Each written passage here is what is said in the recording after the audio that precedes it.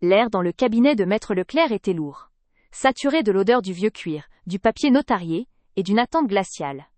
Les rideaux de velours bordeaux étaient tirés, projetant une lumière tamisée qui ne parvenait pas à masquer la tension palpable.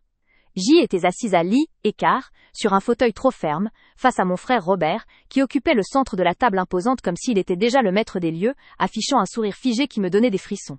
Autour de nous, quelques tantes et cousins observaient la scène, leurs visages masqués par une neutralité prudente, mais je savais que leur silence était rempli de jugements invisibles.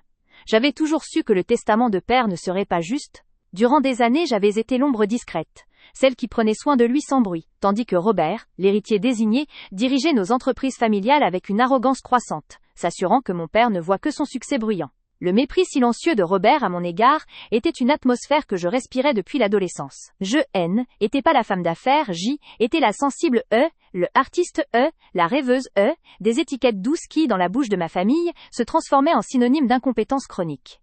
Maître Leclerc, un homme d'une 50aine d'années à la cravate impeccablement nouée, éclaircit sa gorge. Le son du papier froissé lorsqu'il ouvrit l'enveloppe scellée résonna dans le silence. La lecture commença, lente et monotone, détaillant les actifs considérables que père avait accumulés. Mon cœur se serrait à chaque ligne.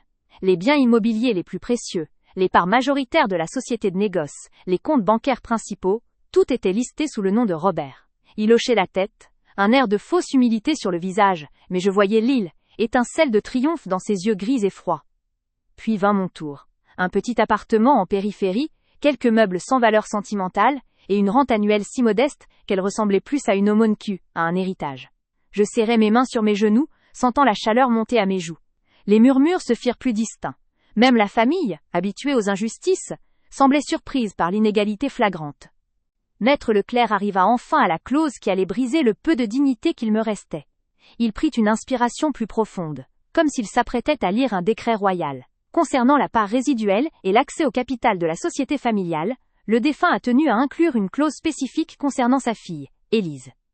Le silence devint absolu, pesant comme du plomb. Je sentais le regard de Robert brûler le côté de mon visage. Maître Leclerc continua, sa voix devenant plus formelle, presque robotique. Il est stipulé qu'N, Élise ne recevra aucune part de la gestion active ou du capital principal, car, et je cite directement les mots du défunt, elle manque cruellement du sens des affaires et de la rigueur nécessaire pour gérer de telles responsabilités. Sa nature, bien que douce, la rend trop incompétente pour assumer la pérennité de notre héritage financier.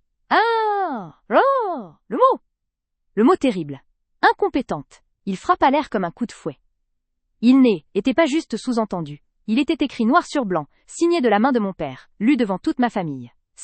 Était l'humiliation publique la plus absolue que j'ai jamais subie. Je sentis une douleur physique, comme si on m'avait arraché quelque chose de vital. Robert ne put se contenir. Il se pencha en avant, son sourire triomphant, se transformant en un rictus condescendant. Il regarda Maître Leclerc, puis fit un balayage lent de la pièce, s'assurant que tous les regards étaient braqués sur moi, Élise, la déshéritée, la jugée. Père a fait preuve de lucidité jusqu'à la fin, déclara Robert, sa voix forte et assurée. Il s'adressait à l'Assemblée, pas à moi. Il faut être réaliste. Élise n'a jamais su gérer ses propres finances, comment aurait-elle pu gérer le patrimoine de la famille? C'est une protection finalement. Une preuve que père, même dans ses derniers jours, a agi sagement pour garantir que tout ne s'écroule pas entre des mains inexpertes. Il fit une pause dramatique, ses yeux se posant finalement sur les miens, une cruauté glacée dans son regard. Soyons honnêtes, Maître Leclerc. Elle est tout simplement trop incompétente pour hériter de la moindre chose de valeur. Était la seule décision possible pour protéger Lou, œuvre de notre père. Les cousines baissèrent les yeux, mal à l'aise, mais personne n'osa protester. Le jugement était prononcé, l'exécution publique achevée. J.R.A. était déclaré publiquement incapable d'exister sans assistance financière, incapable de gérer un héritage qui était dû. Robert m'a humilié, non seulement en s'appropriant tout, mais en utilisant les mots mêmes de mon père pour justifier ma mise à l'écart. Était une blessure qui allait plus loin que la perte financière. Était la négation de toute ma valeur, de tout mon être. La honte m'inonda, chaude et salée, menaçant de faire couler des larmes que je refusais de verser.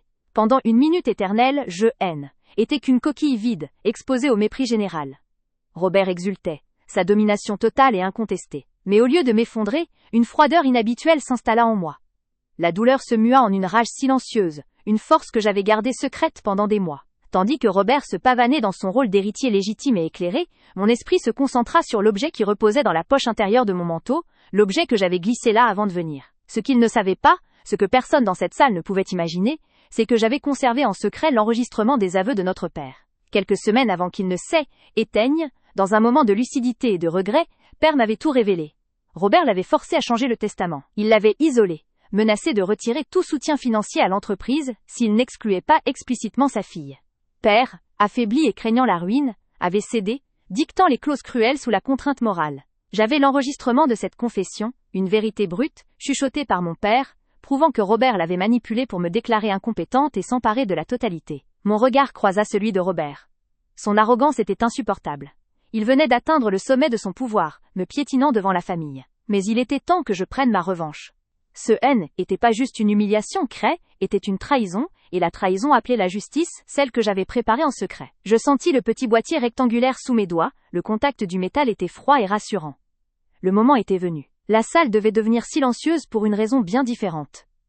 Il fallait que tout le monde assiste, non pas à ma chute, mais à la sienne. Je me redressai lentement, forçant mon visage à rester impassible, masquant la tempête qui faisait rage à l'intérieur. Je devais agir maintenant, avant que Maître Leclerc ne referme le dossier. La catharsis que j'avais attendue si longtemps était enfin à portée de main. Mon cœur battait la chamade, non plus de peur, mais d'une détermination glaciale. Je savais que l'onde de choc allait être dévastatrice. J'allais révéler la vérité. Maître Leclerc commençait à plier les documents. Si personne n'a de questions. Je levai la main, un geste discret, mais qui arrêta net le notaire. Tous les regards se tournèrent vers moi, interloqués. Robert fronça les sourcils, agacé par cette interruption inattendue de son moment de gloire. J'ai une question, maître, dis-je, ma voix, étonnamment ferme, coupant le silence comme du verre brisé. Une question, et une clarification concernant la lucidité de mon père au moment de la signature de ces clauses. Robert ricana doucement. Élise ne fait pas de scène. C'est fini. Je l'ignorais. Je me levai. Mon corps tremblait légèrement, mais mon esprit était d'une clarté absolue. Je sortis de la poche mon téléphone portable, connecté à un petit projecteur portable, que j'avais également préparé. Je savais qu'il y avait une prise électrique derrière le fauteuil du notaire.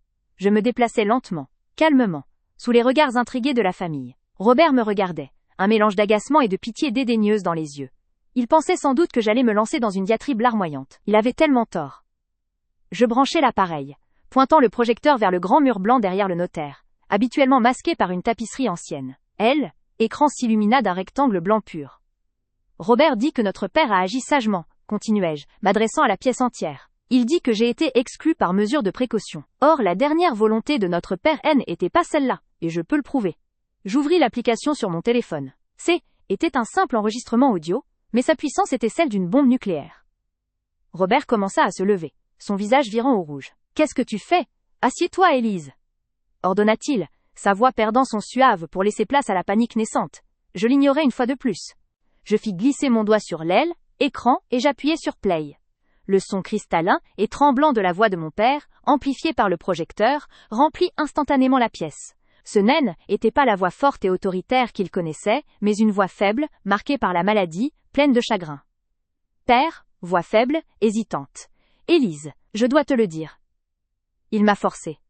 Robert m'a forcé à changer le testament. Le silence général qui s'abattit fut instantané et total.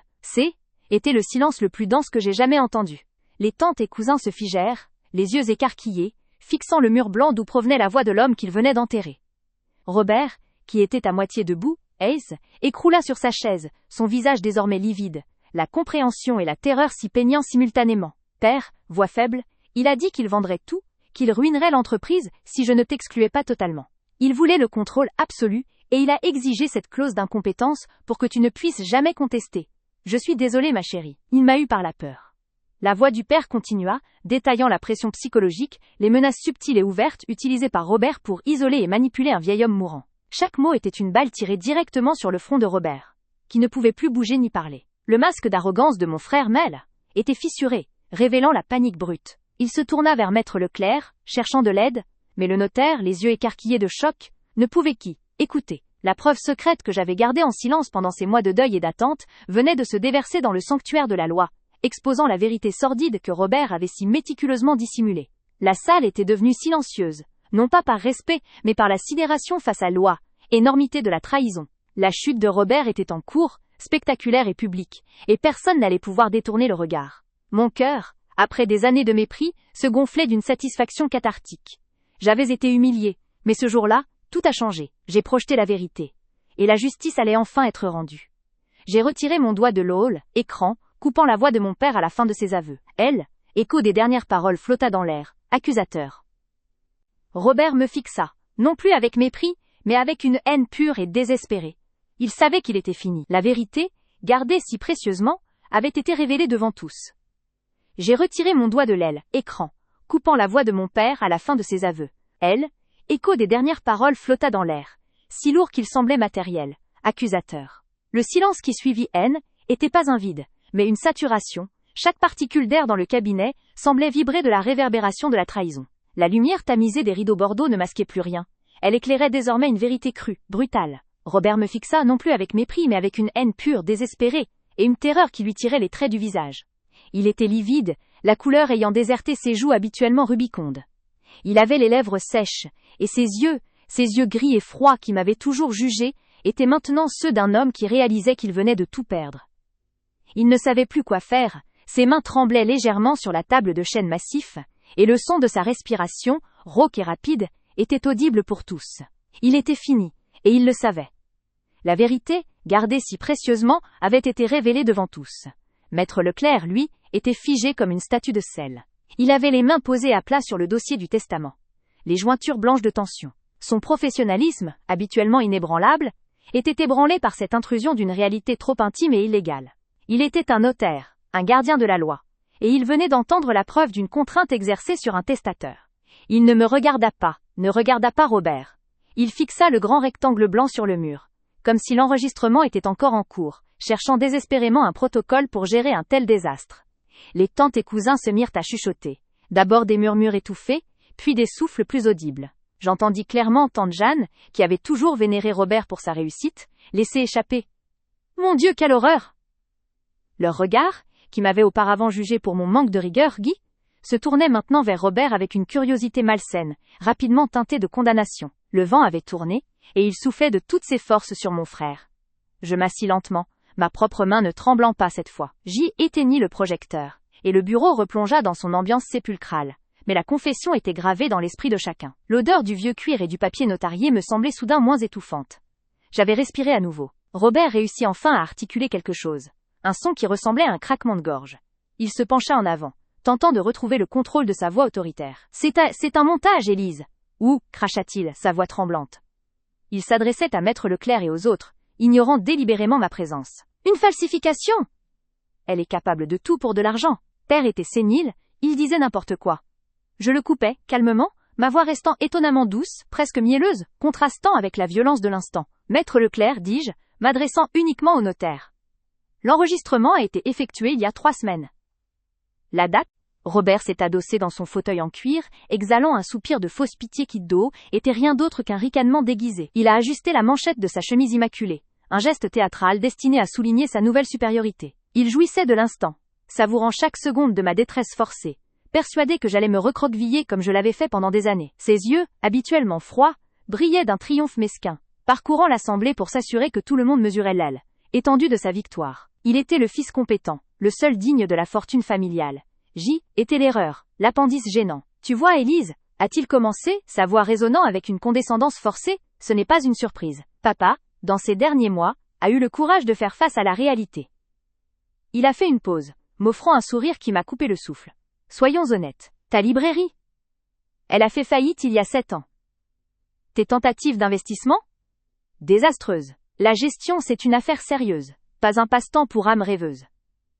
Chaque mot était un coup de poignard, enfoncé avec précision dans les plaies mal cicatrisées de mes échecs passés. J'avais essayé si fort de prouver ma valeur, mais Robert avait toujours été là, dans l'ombre, pour miner mes efforts auprès de papa. La vérité était que si ma librairie avait échoué, était en grande partie parce qu'il avait fait pression sur nos principaux fournisseurs pour qu'ils me coupent les crédits. Mais cela, je l'avais gardé pour moi. Sa cruauté était totale, et il la déversait maintenant devant nos cousins et nos tantes, qui échangeaient des regards gênés. Laisse-moi te le dire simplement, a-t-il poursuivi, ignorant le léger froncement de sourcils de Maître Leclerc. Tu as toujours été trop fragile, trop sensible pour ce monde d'affaires. La succession, c'est la préservation du patrimoine familial, pas un programme de charité. Il a posé ses mains à plat, sur la table massive, s'appropriant l'espace. Le plus sage serait de t'octroyer une petite rente mensuelle, histoire de t'assurer le nécessaire. Mais ce serait à ma discrétion, bien sûr. La rente. Sa charité.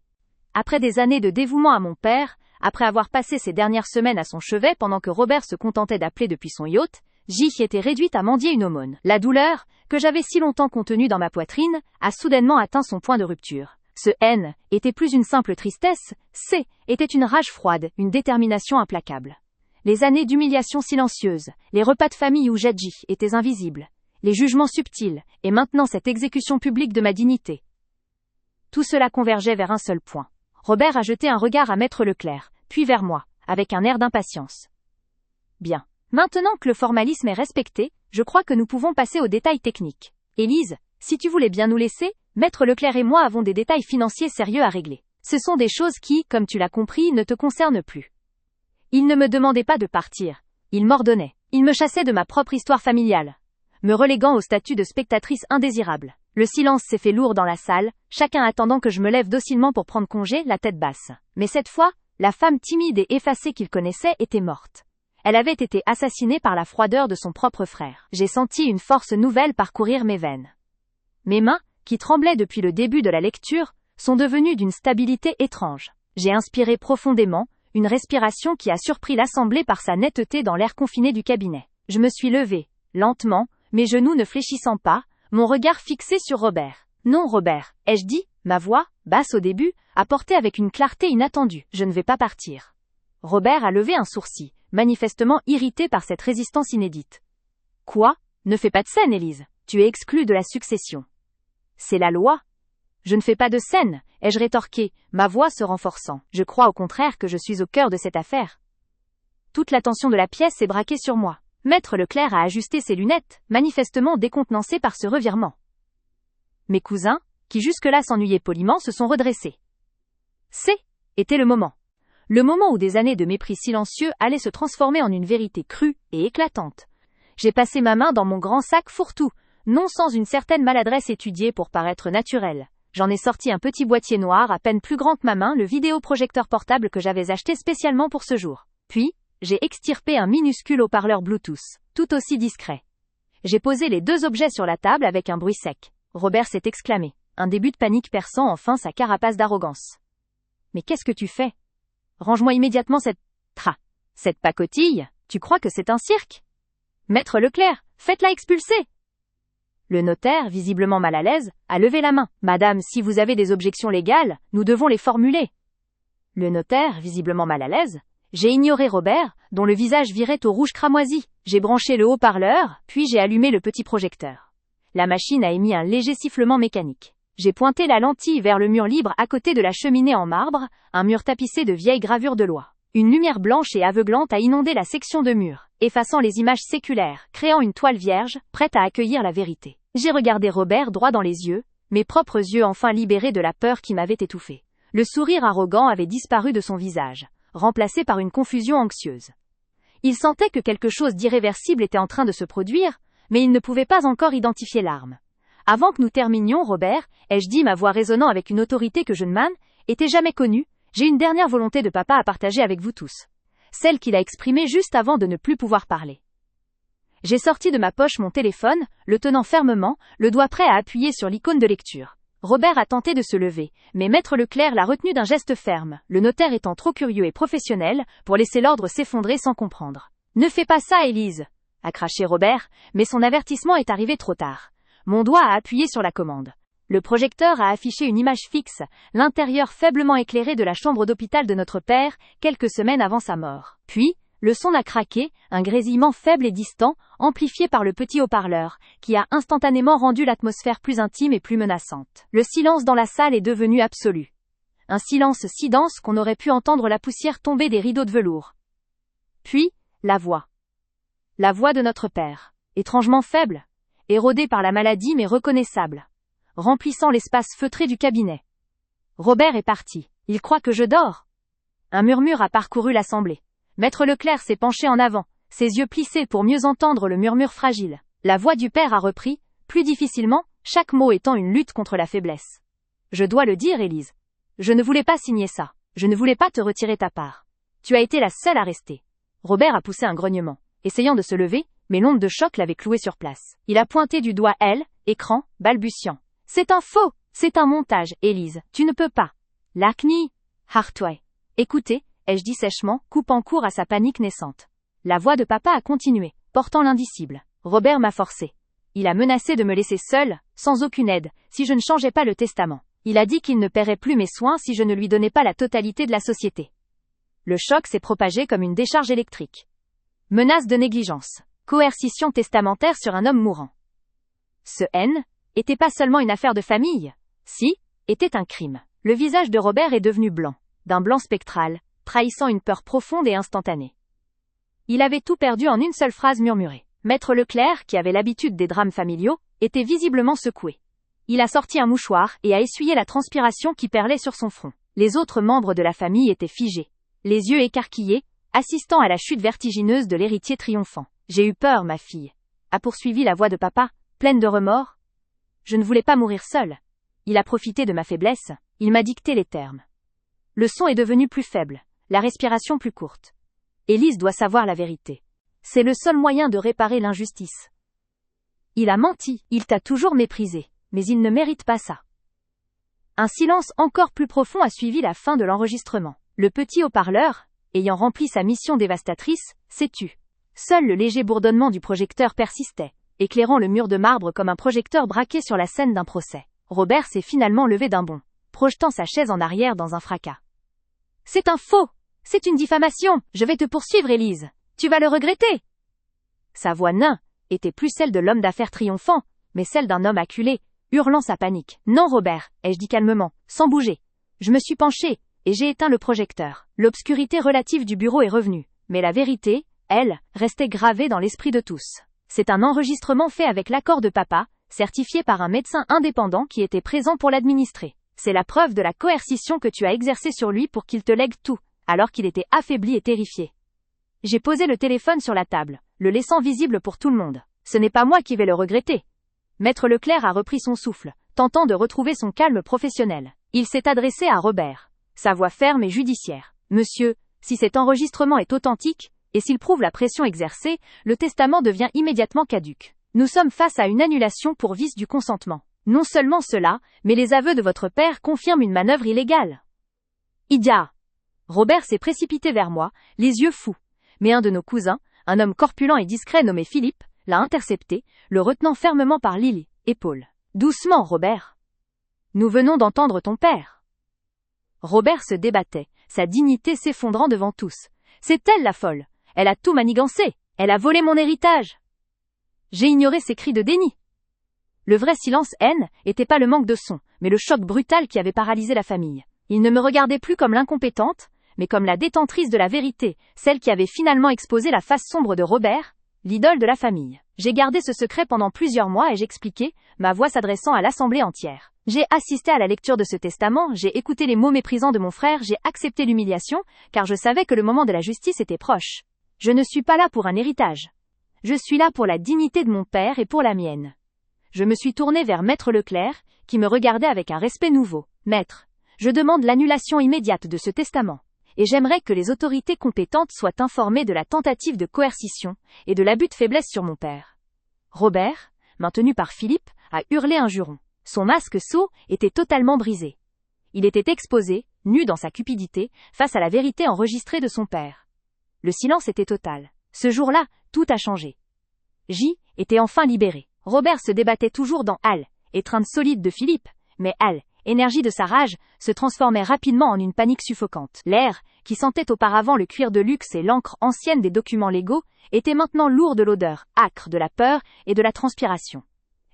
Le silence qui a suivi le début de l'enregistrement N était pas un simple manque de bruit, ski était un vide aspiré, un trou noir où l'air lui-même semblait ski, être figé. Sur le mur blanc, au-dessus de la cheminée ornementée, l'image de notre père, vieilli et amaigri, est apparue, projetée par le petit boîtier que j'avais placé discrètement sur la bibliothèque. L'image était légèrement granuleuse, mais sa voix était d'une clarté terrible, capturée dans un murmure que l'acoustique parfaite de la salle de réception rendait presque assourdissant. Je n'ai pas eu le choix, Élise, a commencé mon père, et le son de mon propre prénom prononcé avec cette détresse a percé le cœur de l'assemblée. Tante Hélène a porté la main à sa bouche, un petit gémissement étouffé. Le notaire, Maître Leclerc, s'est redressé, ses lunettes glissant légèrement sur son nez, son expression d'ennui professionnel s'effaçant sous le choc. Le visage projeté de papa a continué, les yeux humides et le regard fixe, ne s'adressant qu'à moi, même s'il parlait à toute la pièce. Robert Mao. Il m'a fait comprendre. Il m'a dit que si je ne changeais pas la répartition, si je ne te retirais pas la gestion de la société, l'héritage de ta mère, il s'assurerait que la clinique pour enfants que tu soutiens ne reçoive plus jamais de fonds de la fondation familiale. Il savait que était ta vie. Il a menacé de te ruiner, Élise. Chaque mot prononcé par mon père était une pierre lancée contre le mur de l'arrogance de Robert, qui était pétrifié dans son fauteuil. La fausse pitié avait disparu de son visage, remplacée par une incrédulité sidérée, puis par une rougeur montante, violente, qui contrastait avec le blanc immaculé de sa chemise.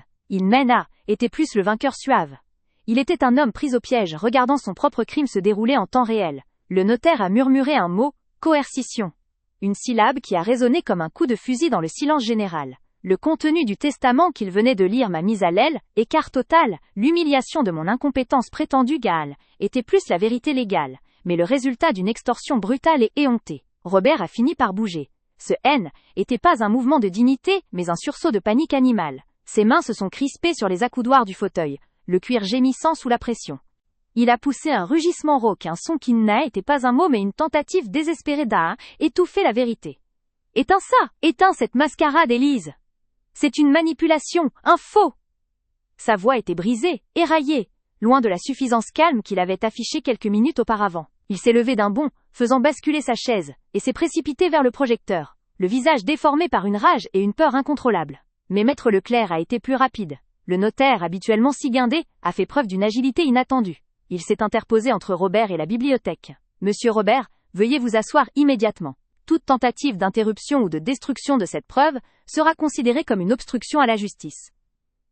L'autorité glaciale du notaire a forcé Robert à s'arrêter net, tremblant de fureur, à quelques centimètres seulement du projecteur. Pendant que mon frère était ainsi tenu en échec, les aveux de papa se sont poursuivis, plus poignants encore.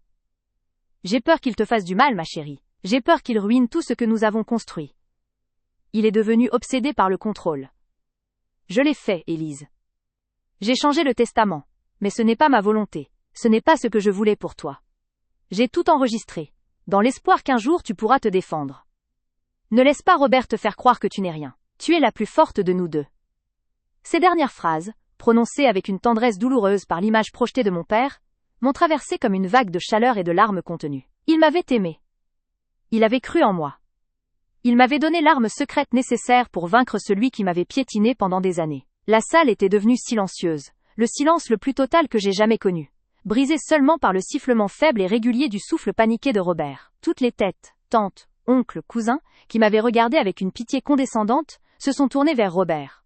L'humiliation était plus la mienne. Elle était sienne, absolue, projetée en grand sur le mur de notre propre histoire familiale. Quand l'enregistrement s'est terminé, laissant place à un écran noir, Maître Leclerc s'est tourné vers l'assemblée. Il n'a pas eu besoin de poser de questions. La vérité était nue. Mesdames et messieurs, a déclaré le notaire d'une voix grave et mesurée, en ajustant son col. Compte tenu de la nature de cette preuve irréfutable, qui indique clairement une coercition et une influence indue dans la révision de ce document testamentaire, la lecture est immédiatement suspendue. Ce testament est maintenant considéré comme potentiellement invalide. Il a regardé Robert droit dans les yeux, la sentence tombant comme un coup près. Monsieur Robert, je vous informe que je suis légalement tenu de déposer cet enregistrement auprès des autorités judiciaires pour enquête. Les actions de votre père suggèrent qu'il croyait être sous la contrainte, et que vous êtes la partie responsable. Robert, dont le teint était passé du rouge de la fureur au blanc cendre de la défaite, n'a pu prononcer qu'un seul mot, un murmure de déni pitoyable, non, mais était trop tard, le non, était noyé par les murmures qui montaient dans la salle. Les regards de jugement, autrefois dirigés vers mon manque de compétences, étaient maintenant fixés sur la cupidité et la cruauté de mon frère. Tante Hélène a pleuré ouvertement. Oncle Henri a secoué la tête avec un dégoût visible. Robert était exposé, son empire de mensonges boundless, écroulant en quelques minutes devant les yeux de ceux qu'il prétendait diriger. J'ai désactivé le projecteur, le boîtier émettant un petit clic satisfaisant. Je me suis avancé, mon corps étonnamment léger, débarrassé du poids de ces années de mépris silencieux. Je n'avais pas besoin de crier. La voix de mon père l'avait fait pour moi.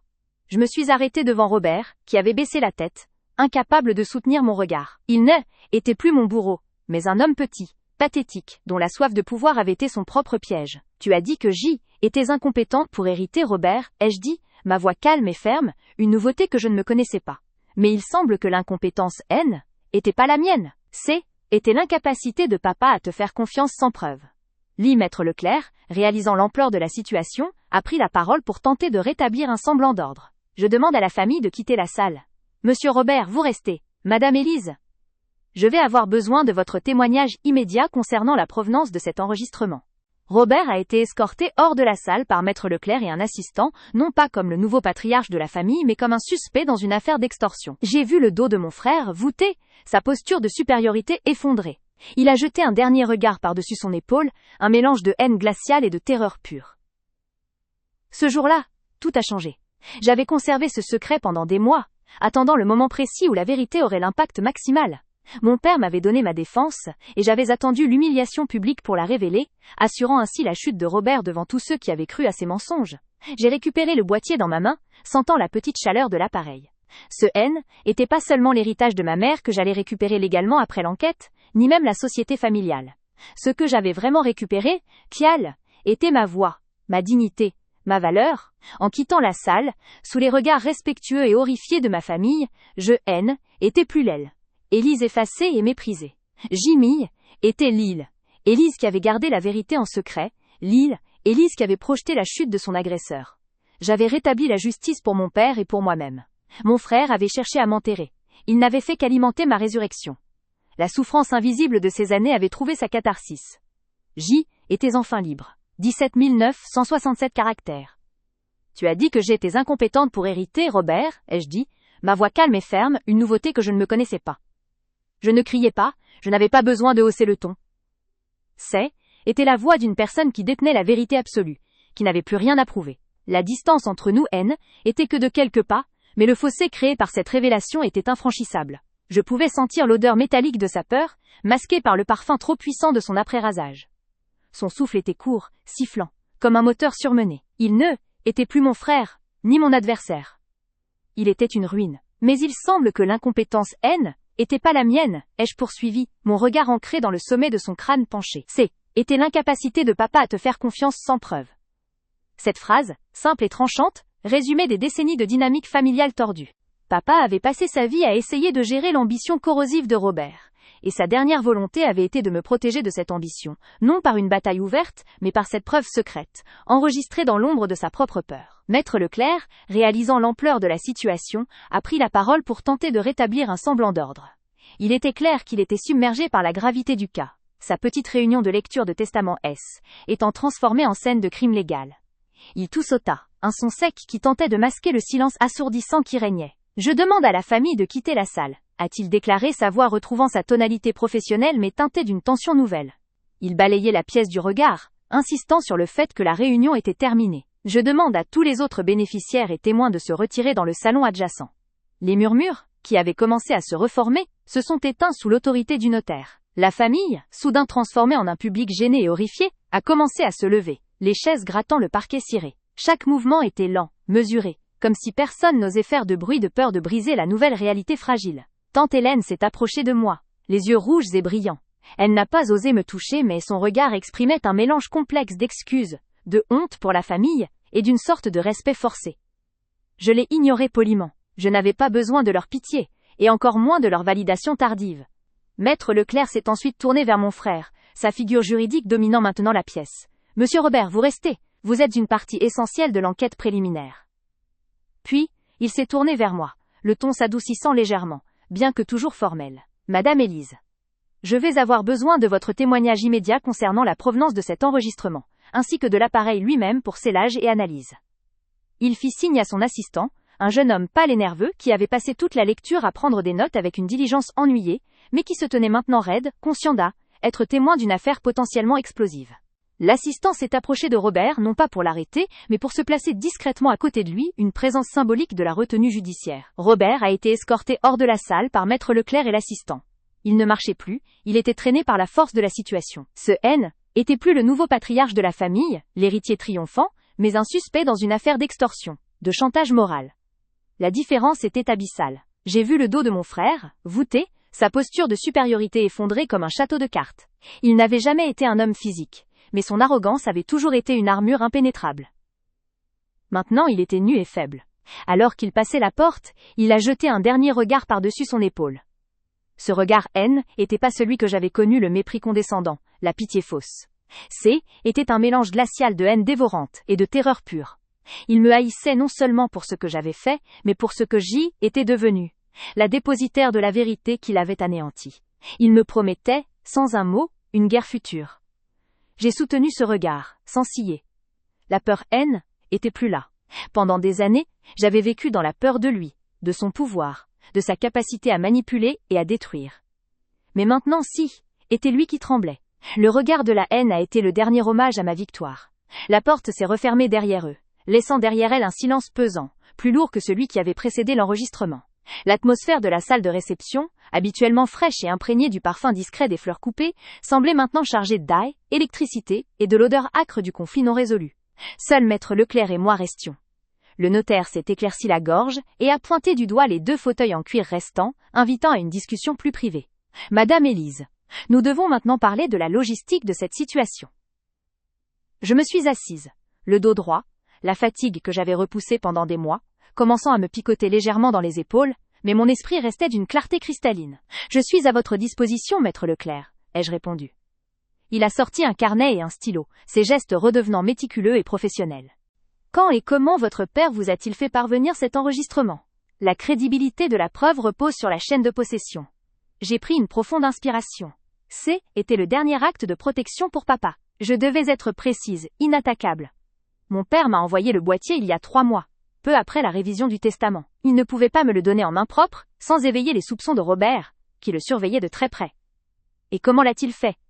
Il l'a confié à Madame Dubois, sa femme de ménage, une employée de longue date, en qui il avait une confiance totale. Elle l'a glissé dans un livre que je devais soi-disant rendre à mon père, sans même qu'elle sache ce qu'il contenait réellement. J'ai trouvé ce message manuscrit avec l'appareil. J'ai tendu un petit morceau de papier plié que j'avais gardé dans la poche intérieure de ma veste. Était l'aile, écriture tremblante de mon père. Élise, si le pire arrive, utilise ceci. Attends le bon moment. Ce n'est pas ta faute. Maître Leclerc a pris le billet avec des gants blancs, le lisant avec une gravité solennelle. Ceci est une preuve substantielle de préméditation pour dénoncer la coercition. Il a posé le billet à côté du projecteur. Et l'appareil ? J'ai récupéré le boîtier dans ma main, sentant la petite chaleur résiduelle de l'appareil. Était un objet minuscule, mais il contenait la force d'un cataclysme.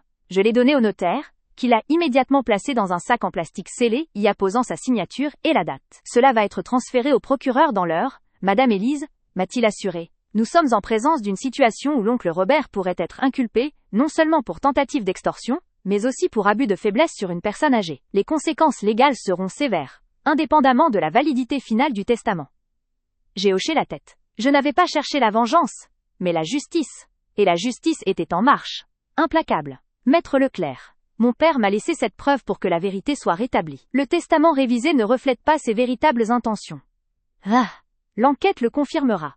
La preuve est irréfutable. Cela signifie que nous reviendrons très probablement au testament précédent, a confirmé le notaire. En ajustant ses lunettes. Celui de l'année dernière, où la gestion de la société était partagée, avec une majorité d'actions vous revenant, comme le souhaitait votre mère. Ce était pas seulement l'héritage de ma mère que j'allais récupérer légalement après l'enquête, ni même la société familiale. Ces choses étaient des symboles, certes puissants mais secondaires. Ce que j'avais vraiment récupéré, était l'intégrité de la mémoire de mon père et ma propre valeur. J'ai réalisé que l'attente avait été la partie la plus difficile. Pendant des mois, j'avais porté ce secret comme une lourde pierre, attendant le moment précis où la révélation aurait l'impact maximal. J'aurais pu dévoiler l'enregistrement dès la mort de papa, mais Robert aurait eu le temps de minimiser les dégâts, de semer le doute dans l'esprit de la famille, de préparer sa défense. En attendant le moment de son triomphe public, l'humiliation formelle de ma prétendue incompétence, j'avais assuré sa chute devant tous ceux qui avaient cru à ses mensonges. Était une stratégie froide, calculée, que Élise d'il y a 1 an aurait été incapable d'exécuter. Le notaire a fini de rassembler ses affaires, les documents du testament révisés, étant désormais relégués à Nîmes, état de pièce à conviction. Il m'a regardé avec un nouveau respect, celui qu'on accorde non pas à une victime, mais à un stratège. Vous avez fait preuve d'un sang-froid remarquable, Madame Élise. J'ai juste attendu que mon père,